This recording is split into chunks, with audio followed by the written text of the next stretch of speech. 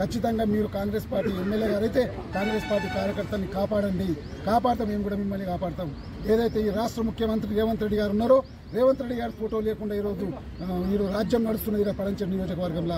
నిజంగా రేవంత్ రెడ్డి గారు మన పాకిస్తాన్ ముఖ్యమంత్రి, ఈరోజు తెలంగాణ రాష్ట్ర ముఖ్యమంత్రి కేసీఆర్ని తొక్కుకుంటూ వచ్చి ఈరోజు తెలంగాణలో ఇంద్రమ్మ రాజ్యం తీసుకొని వచ్చిండు. అలాంటి ఇంద్రమ్మ రాజ్యంలో మీరు దౌర్జన్యంగా ఈరోజు టీఆర్ఎస్ పార్టీ కార్యకర్తలు ఒత్తాస వలుపుతున్నారు.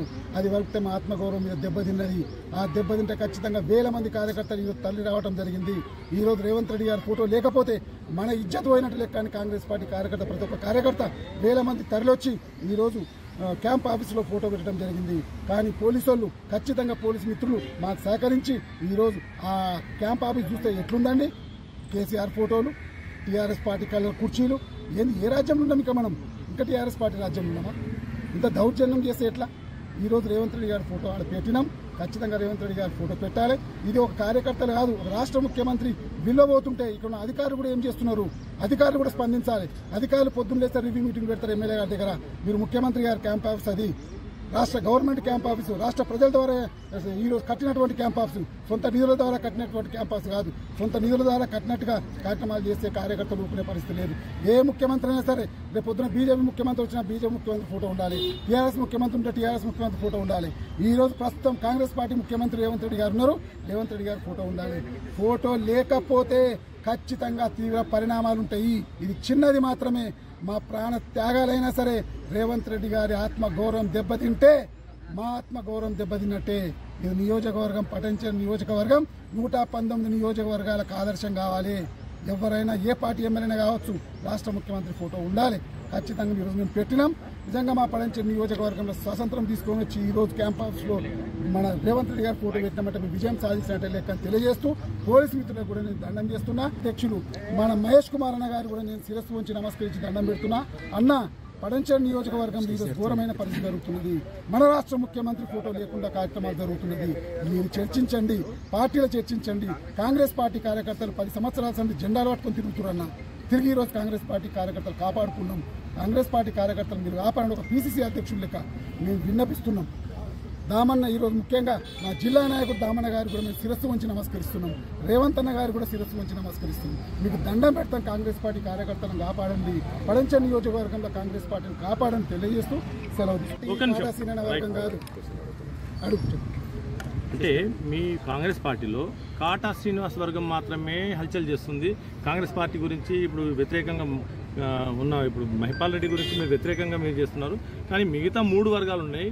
నీల మధు వర్గం ఉంది, గాలి అనిల్ వర్గం ఉంది, మరో వర్గం ఉంది. 4 వర్గాలుగా విడిపోయారు మీరు కాంగ్రెస్ పార్టీలో. ఐక్యత లేకుండా ఒకే వర్గం వారు ఎందుకు ఈ విభేదాలు సృష్టిస్తున్నారు? వాళ్ళు 20 సంవత్సరాల నుంచి లేరు.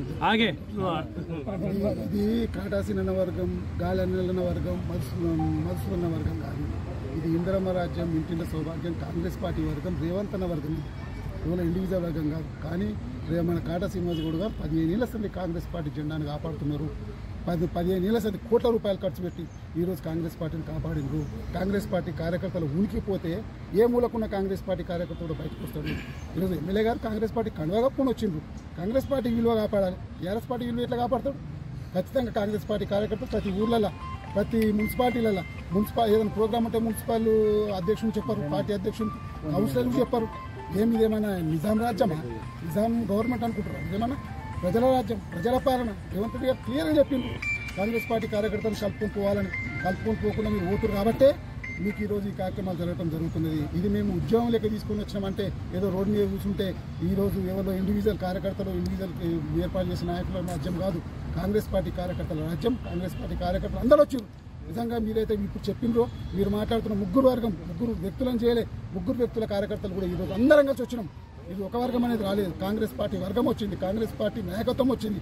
ఈరోజు కాంగ్రెస్ పార్టీ కుటుంబం వచ్చింది. కుటుంబం మొత్తం తరలి వచ్చింది. మీరు చూడండి, ఈరోజు కొన్ని వేల మంది తరలి వచ్చిండ్రు. ఏందండి మనం ఏమైనా ఏం రాజ్యంలో ఉన్నాం? ఈరోజు ముఖ్యమంత్రి గారి ఫోటో లేకుండా రాజ్యం జరుగుతుందా?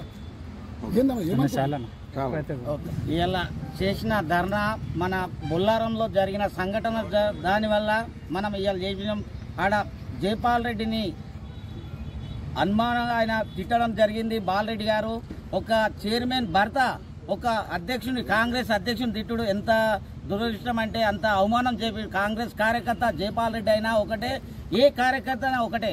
ఎందుకంటే అది ఎవరైనా డెవలప్మెంట్ విషయంలో వచ్చిండు, ఆయన అడిగింది ఏమి లేదు. మామూలుగా అడిగితే మన ఎమ్మెల్యే గారు కూడా ఇట్లా కాదు జైపాల్ ఇట్లా అంటే చెప్తే సమాధానం అయిపోతుండే.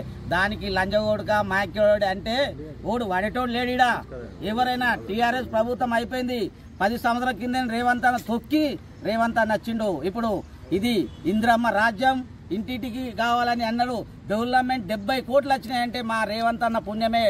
మన బొల్లారంలా ఇవాళ తెల్లాపూర్లా ఒక అధ్యక్షుని విలువకుండా చేసుడు, ఒక కౌన్సిలర్ విలువకుండా చేసుడు.